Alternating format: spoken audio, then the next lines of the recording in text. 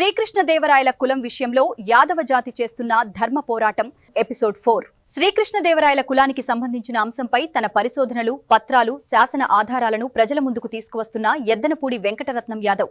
The Vijayanagara umpire చూడండి. The Vijayanagara umpire చాలా స్పష్టంగా చెప్పారు. సంగమ, సాళువ, తుళువ వీరందరూ కూడా యాదవ కులస్తులుగా చాలా స్పష్టంగా చెప్పారు. The foundation of Vijayanagara. చివరికి ఇన్ని వందల శాసనాలు ఉన్నప్పటికీ కూడాను చివరికి విజయనగర రాజులను సైతం కూడా చివరికి సంగమవంశీయులను కూడా మా వాళ్ళు, మా బలిజరని చెప్పుకునే దురదృష్ట స్థితికి దిగజారిపోయారు. వాళ్ళు ఎంత బాధాకరమైన పరిస్థితితో ఆలోచించండి. వందల శాసనాలు స్పష్టంగా కనపడుతున్నప్పటికీ వాళ్ళు వేసుకున్న శాసనాలు మనం చెప్పినవి కాదండి. వాళ్ళు వేసుకున్న శాసనాలు మేము యదువంశీయులము, యాదవ కులస్థులమైన లబ్బును మొత్తుకున్నారు. వాళ్ళు అవేం పట్టించుకోరు. వీళ్ళు ఇక్కడ కాపులు అదే విధంగా చెప్తున్నారు, అక్కడ బలిజలు అదే విధంగా చెప్తున్నారు. విజయనగర సామ్రాజ్యం మాది మాది మాది, వీళ్ళంతా మా వాళ్ళు మా వాళ్ళు మా వాళ్ళు అని. గతంలో ఈ విషయంలోనే దాసరామ్ గారితో నేను మాట్లాడిన తర్వాత, అది వీడియో చేసిన తర్వాత వారు సర్దుకున్నారు. ఆ విషయం ఎక్కడ మాట్లాడడం అనేది అది వేరే అంశం, అది వారి సంస్కారం, సంతోషం. ఓకే, కనీసమైన ఆలోచన ఉండాలి కదా. కనీసం ఎవరైనా అడిగి నిలదీస్తే కనీసం ఏం చెప్పాలి మనం అని కనీస జ్ఞానమైనా ఉండొద్దు, కొంచెమైనా ముందు చూపు, ముందు ఆలోచన ఉండాలిగా. నెక్స్ట్ తుళువ డైనాసిటీ చూడండి. 365వ పేజీలో ఉంది చాలా స్పష్టంగా తుళువ డైనాసిటీ.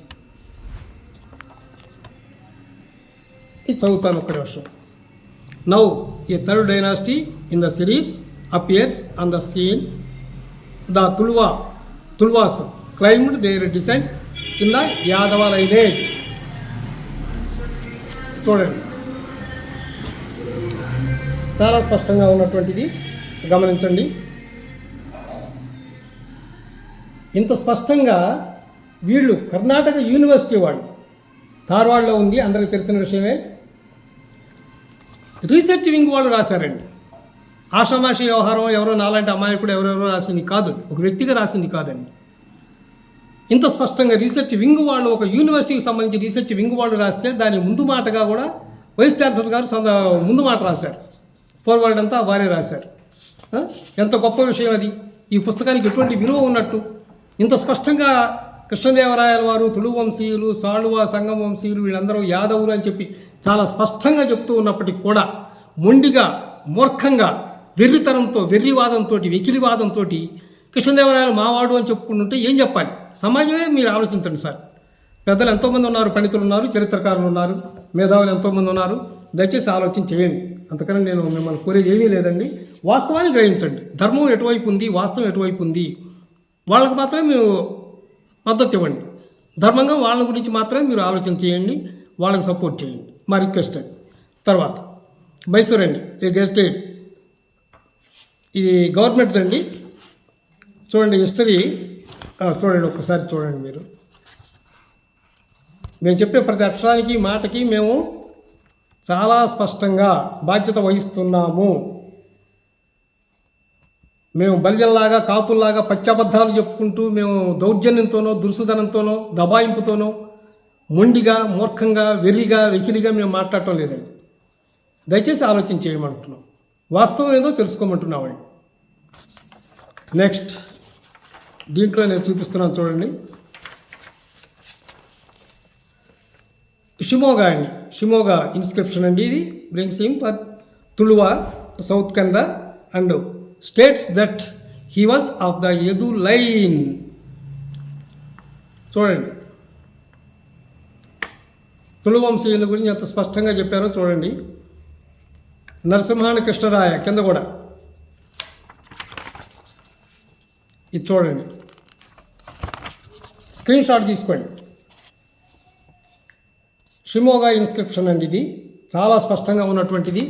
దయచేసి మీరు చూడండి, స్క్రీన్ షాట్ తీసుకోండి. షిమోగా ఇన్స్క్రిప్షన్ అండి.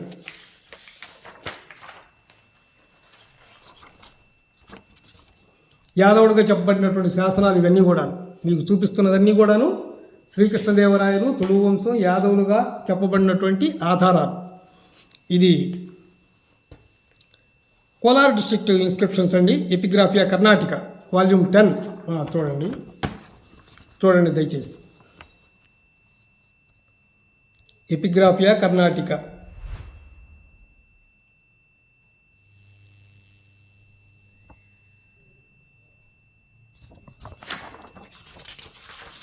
కోలార్ డిస్ట్రిక్ట్ అనమాట ఇది కూడా చూడండి.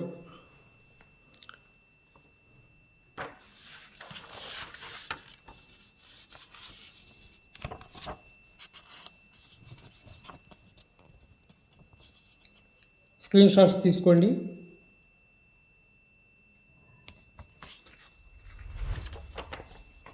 ఇది యాదవ కనెక్షన్ ఏ విధంగా చెప్పారో చూడండి. Inscriptions such as those for Krishnadevaraya, Veera Narasimharaya's successor refer to the royal lineage as Yadava Kulambara Jumani, adorning the Yadava clan and Yadava of Chandravamsa Kshatriya. చూడండి.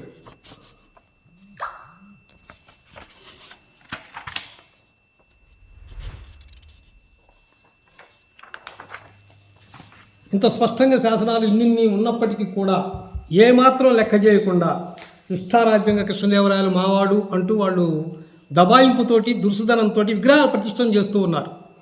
చాలామంది పెద్దవాళ్ళు వచ్చి విగ్రహ ఆవిష్కరణ చేస్తూ ఉన్నారు. విగ్రహాలను పెద్ద పెద్ద మినిస్టర్లను వాళ్ళు పిలుస్తూ ఉన్నారు, ఎమ్మెల్యేలను పిలుస్తూ ఉన్నారు, ఎక్కడెక్కడి నుంచో వస్తూ ఉన్నారు, వాళ్ళు ఇది చేస్తూ ఉన్నారు. అక్కడ శిలాఫలకాల మీద కూడా చాలా స్పష్టంగా శ్రీశైలంలో కూడా అలాగే రాశారు, శ్రీకృష్ణదేవరాయలు బలిజ క్షత్రియుడు అని. ఏ విధంగా అయ్యారు చెప్పనండి, ఒక్క శాసనం చూపించమనండి, మేము చూపిస్తున్నాం. నెక్స్ట్ ఇది చూడండి, జైమిని భారతం అండి. జైమిని భారతం చాలా స్పష్టంగా ఉన్నటువంటిది, చాలా స్పష్టమైనటువంటి అంశాలు రాశారు ఇక్కడ. ఇది సాళవ వంశ వృక్షాన్ని గురించి రాయబడి ఉంది, గుండెసెవిరి దగ్గర నుంచి వచ్చింది. ఇక్కడ చూడండి, తిమ్మరాజు నృసింహరాజు స్క్రీన్ షాట్ కూడా తీసుకోవచ్చు మీరు. చాలా స్పష్టంగా ఇది అవసరం కూడాను. ఈ జైమిని భారతం యొక్క ఆధారం ద్వారా ఈ సాళవ వంశీయుడే తిమ్మరాజు అని మనం చాలా స్పష్టంగా రుజువుపరచవచ్చు. వరాహ పురాణంలో కూడా చాలా స్పష్టంగా ఇలాగే వ్రాయబడి ఉంది. చూడండి, ఇది అత్యంత కీలకమైనటువంటిది. ఎందుకంటే ఎటువంటి ఆధారం కూడా లేకుండా కృష్ణదేవరాయలు మావాడంటూ విగ్రహాలు పెట్టుకొని అక్కడ బలిజ చక్రవర్తిగా వాళ్ళు రాసుకుంటున్నారు శిలాఫలకాల మీద. అది చరిత్ర విరుద్ధమని మేము ఖండిస్తున్నాం. అది మా వైరుధ్యం. అంతమించి ఏ కులం పట్ల మాకు వ్యతిరేకత లేదండి. దయచేసి మరీ చెప్తున్నాను ఆ విషయం, దయచేసి అందరూ గుర్తుపెట్టుకోండి. ఎవరైతే వాదిస్తున్నారో కృష్ణదేవరాయలను మా కులస్తులు అంటూ ఆ బలిజ కాపు కులస్తులు కొద్దిమంది మాత్రమే, వారి మీద మాత్రమే మా యొక్క ఈ చారిత్రకపరమైనటువంటి ఒక రకమైన పోరాటం, చరిత్ర పోరాటం. ఇది వ్యక్తిగతంగా పోరాటాలు, కత్తులు కర్రలు కటారులు తీసుకొని చేసుకునే పోరాటం కాదు, ఇది చరిత్ర పోరాటం. అతి ముఖ్యంగా సాళువ నరసింహరాయల వారి ఆస్థాన కవి అయినటువంటి పిల్లలమర్రి పెనవీరభద్రుడు గారు రాసినటువంటి జైమిని భారతం చాలా విలువైనటువంటి పుస్తకం ఇది. దీనిలో సాళువ వంశాన్ని గురించి, సాళువ వంశ వృక్షాన్ని గురించి చాలా స్పష్టంగా చెప్పడం జరిగిందండి.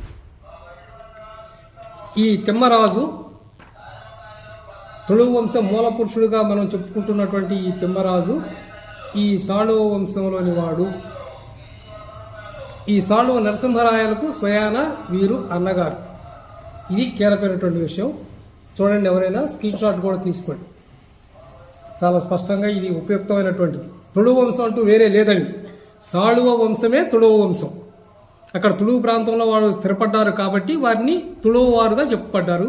కొంతమంది కవులు ఆ విధంగా రాయడం క్రమంగా అది స్థిరీకరించబడింది. దాంతో వారు తుళువ వంశీయులుగా మార్చబడ్డారు, అంతే తప్ప వారు సాళువ వంశీయులే. చూడండి, చాలా స్పష్టమైనటువంటి శాస్త్ర ప్రమాణాన్ని ఆధారాన్ని చూపిస్తారు. ఇందాక ఈ అర్జున్ రాయల్ గారు వారి గురించి కూడా చెప్పాల్సిన అవసరం ఉంది. అర్జున్ రాయల్ గారు ఒక విచిత్రమైన మాట చెప్పారు. సాళువ వారిని కృష్ణదేవరాయలను వేరు చేసి ఈయన చాలా అమాయకంగా మాట్లాడారనమాట. ఈ సాళువ వారిని కృష్ణదేవరాయలని వేరు చేసి చెప్తారు ఆయన. సాళువ వారి బిరుదులు కృష్ణదేవరాయలకు మీరు ఎట్లా చెప్తారంటాడు. మనం చెప్పడం కాదు, అక్కడ కృష్ణదేవరాయల వారికి ఇచ్చినటువంటి బిరుదు. సాళువ వంశీయుడు ఆయన, వారికి వారే చెప్పుకున్నారు ఆయన. ఆ విషయం కూడా అర్జున్ గారు ఇంత అమాయకంగా మాట్లాడుతూ ఉన్నారు. ఏం చెప్పాలో అర్థం కాదు. ఇది విచిత్రం. చాలా స్పష్టంగా చూడండి. జైమిని భారతం ప్రతి అక్షరానికి ప్రతి మాటకి మేము బాధ్యత వహిస్తాం. మొదటి నుంచి నేను అదే చెప్తున్నానండి, మళ్ళీ చెప్తున్నాను. చూడండి జైమిని భారతం, దీనిలోని 10వ పేజీలో ఇదనమాట ఇందాక మీకు చూపించినటువంటిది.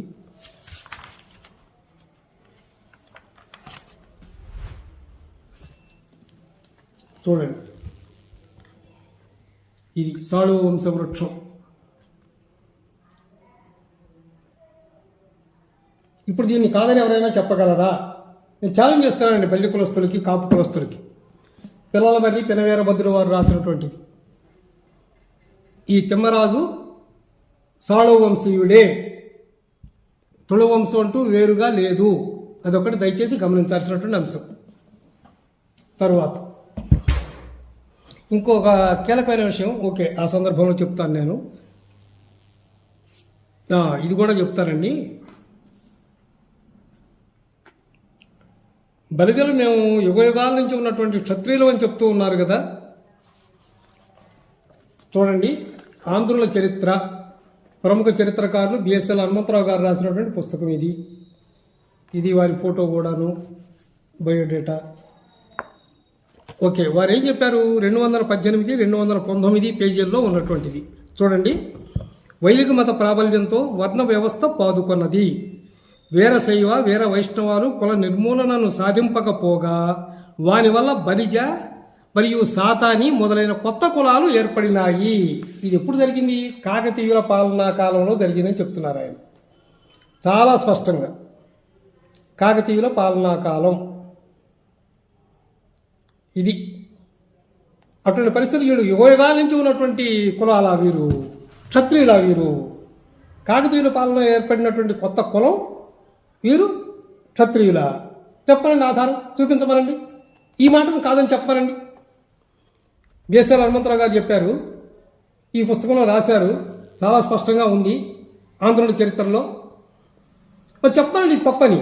ఎందుకు ఖండించలేదు ఈ రోజు వరకు? దీన్ని చెప్పాలి కదా వారు. కాదు మేము యుగాల నుంచి ఉన్నామని. యుగాల నుంచి ఉన్నప్పుడు ఎక్కడో చూపించమనండి. భాగవతంలో మీ పేరుందా? భారతంలో మీ పేరుందా? హరివంశంలో మీ ప్రస్తావన ఉందా? దేవి భాగవతంలో మీ ప్రస్తావన ఉందా? గర్గ భాగవతంలో, గర్గ సంహితలో మీ ప్రస్తావన ఏమైనా ఉందా? ఎక్కడుంది మీ ప్రస్తావన? ఏ విధంగా క్షత్రియులు అయ్యారు మీరు? ఏ శాసనం ప్రమాణం ప్రకారం అయ్యారు? చూపించండి సమాజానికి. ఛాలెంజ్. దీన్ని వదిలిపెట్టి యాదవులు వేరు, గొల్లలు వేరు అని డైలాగులు చెప్తారా మీరు? చెప్తాను, ఇప్పుడు దాని దగ్గర కూడా వస్తున్నాను నేను. ఆ వివరాలు కూడా చెప్తాను అన్ని. నెక్స్ట్, ఇది పొద్దుటూరు శాసనం అండి. చాలా స్పష్టంగా గతంలో కూడా నేను వివరించాను పోయిన వీడియోలో.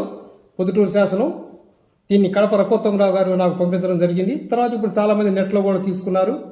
ఓకే, చాలా సంతోషం. అందరి దగ్గర ఉండాలి ఇది, నేను అదే కోరుతున్నాను కూడాను. ఇక్కడ కీలకమైనటువంటి ఈ శాసనం యొక్క ప్రముఖమైనటువంటి విలువ ఏమిటి అంటే, కృష్ణదేవరాయల వారిని ప్రారంభంలో తుళువ వంశీయుడిగా చెప్పారండి. ఇది చూడండి, తుళువ వంశీయుడిగా చెప్పారు. ఇది కన్నడ లిపిలో ఉన్నదండి. అయినప్పటికీ మనకి అర్థమవుతుంది కాబట్టి కొంతవరకు మనం ఫాలో అవ్వగలం. ఇది తులసుడు యొక్క వంశీయుడిగా చెప్పారు ఇక్కడ. నెక్స్ట్ వచ్చేటప్పటికల్లా ఈ శాసనం చివరలో చాలా స్పష్టంగా కృష్ణదేవరాయల వారిని గోపకులోద్భవై, గోపకులంలో ఉద్భవించిన వాడవై లేక గోపకులంలో పుట్టిన వాడవై, ఆ సెన్స్లో ఏ విధంగా మనం చెప్పుకోవచ్చు. చూడండి, గోపకులం అంటే ఎవరయ్యారు? యాదవులు కాకుండా వేరే ఎవరైనా అవుతున్నారా? మరి అక్కడ తుర్వాసుని గురించి చెప్పారు కదా. అంటే దీని అర్థం ఏమిటంటే, తుర్వాసుని యొక్క వంశం ఎప్పుడు కూడా లేనే లేదు. 5 తరాల తర్వాత మరుత్తుడితోటి తుర్వాసుని వంశం ఆగిపోయింది అసలు. ఇప్పుడు కృష్ణదేవరాయల గురించి చెప్పాలంటే వీళ్ళు ఏం చెప్తున్నారు? బలిజలు, కాపులు మేము తుర్వాసుని వంశం నుంచి వచ్చామని చెప్తున్నారు. విచిత్రమైనటువంటి వాదన, కొత్త వాదన, తుండి వాదన, మొండి వాదన, ఎకిలి వాదన. ఆధారం చూపించమనండి. ఎక్కడైనా ఒక్క ఆధారం చూపిస్తున్నారా వీళ్ళు? లేదు. అదేమంటే విచిత్రమైన విషయం, యాదవులు వేరు, గొల్లలు వేరు అని మా విషయంలో ప్రస్తావనలోకి వస్తారు వాళ్ళు. మహాభాగవతం చదివితే అర్థమవుతుంది, భారతం చదివితే అర్థమవుతుంది, దేవి భాగవతం చదివితే అర్థమవుతుంది, గర్గ సంహిత చదివితే అర్థమవుతుంది. అవి మాత్రం వాళ్ళు చదవరు. చదివినా కానీ దాని మీద అసలు ప్రస్తావన చేయరు. మమ్మల్ని డిఫెన్స్లో పడేయడం కోసం వ్యూహాత్మకంగా వాళ్ళు ఆ నాటకం ఆడుతూ ఉన్నారు. సరే, కృష్ణదేవరాయలు మీ వాడు అంటానికి ఆధారం చెప్పండి అయ్యా అంటే చెప్పరు. బల్జలు, కాపులు మీరందరూ ఒకటెట్లా అయ్యారు? ఒంటర్లు, తెలగాలు, తూర్పు కాపులు, మున్నూరు కాపులు ఒకటేలా అయ్యారయ్యా? మీ వంశగత ఎవరంటే దానికి సమాధానం చెప్పరు. Okay, next. వాటి సమాధానం చెప్పాలి వాడు ముందు, అది చెప్పనండి. సమాజం అడగాలండి. సమాజం కూడా అడగాలి. దయచేసి అది వారి బాధ్యతగా కూడా వారు అడగాల్సిన అవసరం ఉంది. దయచేసి చూడండి పెద్దలు, వాళ్ళని నిలదీయాల్సినటువంటి అవసరం ఉంది. ఒక అధర్మాన్ని నిలదీయటం అందరి ధర్మం, అది అందరి బాధ్యత. అది చూడండి. ఇది ఆ శాసనమే, పొద్దుటూరు శాసనం. రఘోత్తమరావు గారు చాలా వివరంగా దీన్ని వివరించి చెప్పారు. పెళ్లి సుంకాల రద్దుకు సంబంధించినటువంటి విషయంలో దాని గురించి ఇదిగోండి. గతంలో కూడా నేను చూపించాను, మళ్ళీ చూపిస్తున్నాను. చాలా స్పష్టంగా చూడండి.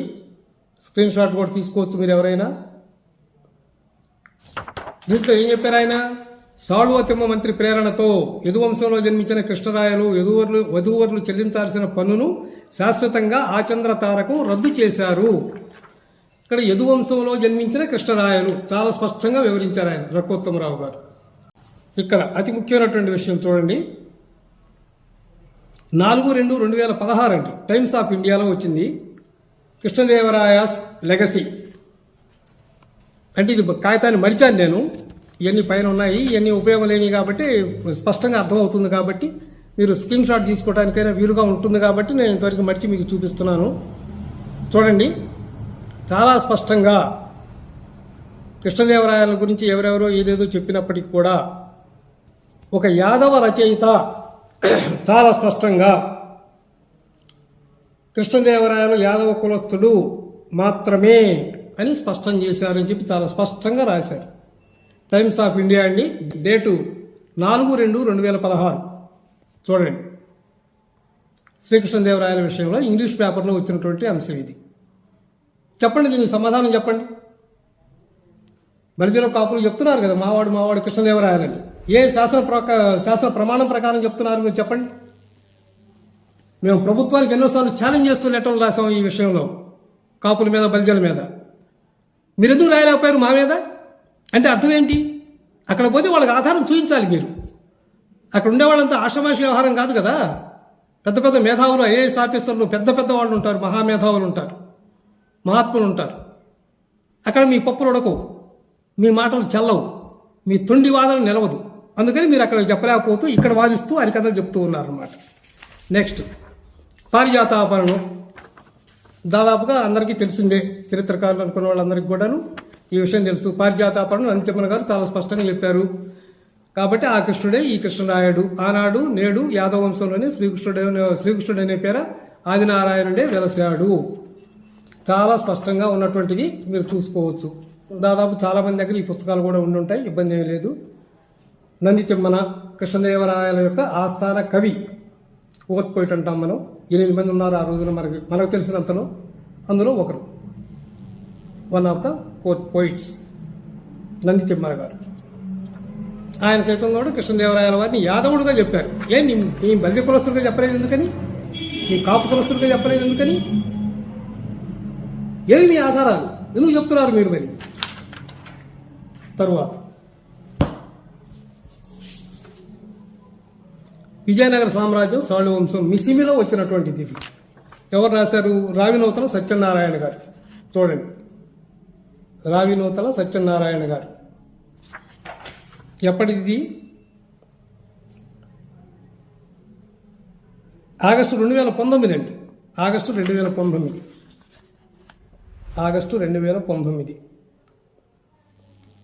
చాలా స్పష్టంగా ఉన్నటువంటిది. మీరు చూడండి, విజయనగర సామ్రాజ్యం. దాంట్లో సాళు వంశాన్ని గురించి రాశారు. సాళు వంశీయులు యదు సంతతి వారని, చంద్రవంశ క్షత్రియులమని చెప్పుకున్నారు. ఇది చూడాలి. స్క్రీన్ షాట్ ప్లీజ్ మీరు తీసుకోండి. ఇది చాలా అవసరం అండి, చారిత్రక అవసరం. ఎందుకంటే రేపు ఎటువంటి వారు ఏ విధంగా వాదించినప్పటికీ కూడా ఇటువంటి శాసన ప్రమాణాలు అందరి దగ్గర ఉండాలి సమాజంలో. ఒక కులం కాదు నేను చెప్తున్నది. పెద్దల అందరి దగ్గర కొంతమంది దగ్గర ఉండి ఉంటాయి ఎలాగును, కానీ కనీసం అవన్నీ కూడా మనందరి దగ్గర ఉండాల్సినటువంటి అవసరం ఉంది. ఎందుకంటే వాళ్ళని నిలదీయాలి రేపు పొద్దున. ఇవాళ కాదు రేపని ఎన్నాళ్ళు సాగుతుంది అధర్మం? సాగదు. దుర్యోధన ఆటలు కొన్నాళ్లే సాగినాయి, ఆ తర్వాత అధర్మం అంతరించిపోయింది. ధర్మమే జయిస్తుంది అన్నాం కదా మనం, ధర్మమే జయించింది. ఆనాడు గాంధారి కూడా చెప్పింది అదే. దుర్యోధనుడు ఆశీర్వదించమనే తల్లి దగ్గరకు పోతే ఆ తల్లి సైతం కూడా ఏం చెప్పింది? యతో ధర్మస్తతో జయ అన్నది. నువ్వు జయిస్తావల్లా, ధర్మం ఎటువైపు ఉంటే, ధర్మం ఎక్కడుంటే అక్కడ మాత్రమే విజయం లభిస్తుంది అన్నది. ఆ విధంగానే లభించింది. అదే ఈ చరిత్రలో యుగయుగాలుగా ఉన్నది. రావణాసురుడు ఎంత విర్రవీగినప్పటికి కూడాను అతను అస్తమించాడు, రాముడే నిలిచాడు, ధర్మమే జయించింది. ఆ విధంగా గుర్తుపెట్టుకోండి. ఎక్కడైనా సరే కీచకుడు మహాబలవంతుడు, నా అంత మనగాడు లేడనుకున్నాడు, విర్రవీగాడు. కానీ చివరికి ఏమైంది? భీముడి చేతిలో హతమయ్యాడు. కారణం అక్కడ భీముడు కీచకుడు యొక్క బలాలు కాదు, అక్కడ ధర్మం అనేది రక్షించింది భీముణ్ణి. భగవంతుడు కూడా ధర్మపక్షపాతి, అధర్మపక్షపాతి కాదు. మనం 100 కొబ్బరికాయలు 1000 కొబ్బరికాయలు కొట్టగానే మన కోరిక నెరవేరదు. ధర్మం ఏ వైపున ఉంటే, ధర్మం ఎటుంటే, ధర్మం ఎవరి పక్షాన ఉంటే వారిని కాపాడుతాడు. భగవంతుడు ధర్మపక్షపాతి, అదొకటి గుర్తుపెట్టుకోవాలి. నెక్స్ట్ చూడండి, మైనాస్వామి గారు చాలా స్పష్టంగా ఇచ్చేటటువంటి శాసనం. వారు ఈ శాసనాన్ని గురించి వివరించారు చాలా చక్కగా, మైనాస్వామి గారు. ఇది కూడా మీరు దయచేసి తీసుకోండి. ఇది శాసనం.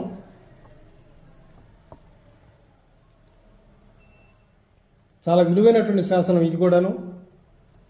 దాని గురించి ఆయన చెప్తూ ఏం చెప్పారంటే,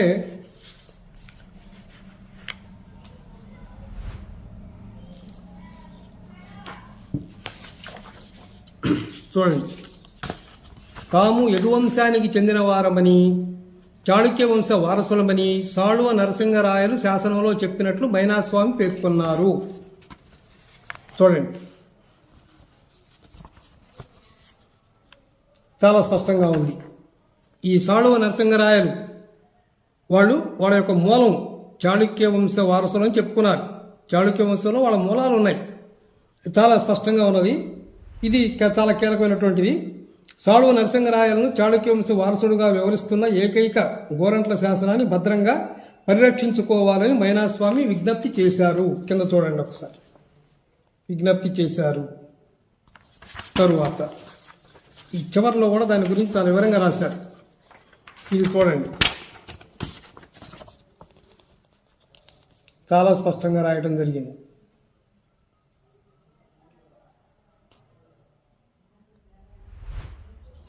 దీంట్లో ఏం రాశారు చెప్తాను. కాగా దక్షిణ భారత శాసనాల సంపుటి 9 మరియు 16లో గోరంట్ల శాసనాలు ప్రచురితమయ్యాయి. అయితే సాళువ వంశ ప్రశస్తి శాసనం అందులో ప్రచురితం కాలేదు. ఒకవేళ నమోదు చేసిన సాళువ నరసింహరాయలు చాళుక్య వంశ వారసుడని ఎక్కడా ప్రచురించలేదు. సాళువ వారు చాళుక్య వంశస్థులేనని చరిత్ర పుస్తకాల్లో సరికొత్తగా రచించాలని చరిత్రకారుడు మైనాస్వామి కోరారు. చూడండి, సాళువ వంశం యాదవులని ఇంత స్పష్టంగా కనపడుతూ ఉంటే ఏ విధంగా చెప్తారు ఆయన? ఈ బలిజ కులస్తులు కానీ వీళ్ళు కానీ ఈ విధంగా రెడ్డిశేఖర్ రాయల్ లాంటి వారు కానీ వీరందరూ ఎలా చెప్తున్నారు? ఏ ఆధారంతో చెప్తున్నారు? మైనాస్వామి గారు కూడా బహుశా నాకు తెలిసినంతలో రాయలసీమ ప్రాంత వాసి అనుకుంటాను నేను. గొప్ప చరిత్రకారులు ఇంత స్పష్టంగా చెప్పారు వారు. తరువాత విజయనగర చక్రవర్తుల బిరుదులు. విజయనగర చక్రవర్తుల బిరుదులు చాలా స్పష్టంగా ఏమని శివనాగిరెడ్డి గారు రాశారండి. అమ్మ నుడి పత్రికలో 3 సంచికల్లో రాయడం జరిగింది. అమ్మనుడి పత్రికలో రాశారు. ఈ మొదట రాసింది అమ్మనుడి ఆగస్టు 17, ఆ తర్వాత రెండవ భాగం రాసింది అక్టోబర్ 2017, తర్వాత మూడవది డిసెంబరు 2017. దీనిలో ముఖ్యంగా కృష్ణదేవరాయల వారి బిరుదులు ఉన్నాయి. చూడండి, కృష్ణదేవరాయల వారి బిరుదులు ఇక్కడి నుంచి కృష్ణదేవరాయల వారి బిరుదులు చాలా ఉన్నాయి. కొన్ని మనకి సహజంగా తెలుసు. ఈ ఆంధ్ర భోజ వగైరా అని కామన్గా అనుకుంటారు కాబట్టి అందరికీ తెలిసిన విషయాలే. ఇందులో మనం కాహళి గ్రామ శాసనంలో చూసినటువంటి యాదవ కులాంబరద్యుమణి, ఇదిగో చూడండి, యాదవ కులాంబరద్యుమణి ఈ బిరుదును కూడా వారు చాలా వివరంగా ప్రస్తావించారండి. యాదవ కులాంబరద్యుమణి. మరి ఈ బలిజ కులాంబరద్యుమణి అని కానీ, కాపు కులాంబరద్యుమణి అని కానీ, లేదా తెలగ కులాంబరద్యుమణి అని కానీ, ఒంటరి కులాంబరద్యుమణి అని కానీ ఎక్కడా లేదే మరి? ఎందుకని? దీనికి సమాధానం చెప్పండి. ఇక్కడ ఇంకొక కీలకమైన విషయం కూడా గతంలో చెప్పాను, మళ్ళీ కూడా చెప్తున్నానండి. నేను ఆ కులాలను ప్రస్తావిస్తున్నాను అంటే కృష్ణదేవరాయల వారు మా కులస్తులని వాదన చేస్తున్నటువంటి కొద్దిమంది వ్యక్తులతో మాత్రమే ఈ విషయం వర్తిస్తుందని చెప్తున్నాను నేను. తక్కిన ఆ కులస్తులతో మాకు ఎటువంటి విభేదాలు లేవు. వారందరి పట్ల మాకు గౌరవాభిమానాలు ఉన్నాయి. ఎందరో ఆత్మీయులు మాకు అన్ని కులాల్లో ఉన్నారు. మాకు ఎవరి పట్ల ద్వేషం కానీ ఇంకోటి కానీ ఏమీ లేదు. మేము చేస్తున్న ఈ చరిత్రపరమైనటువంటి ఒక ఘర్షణ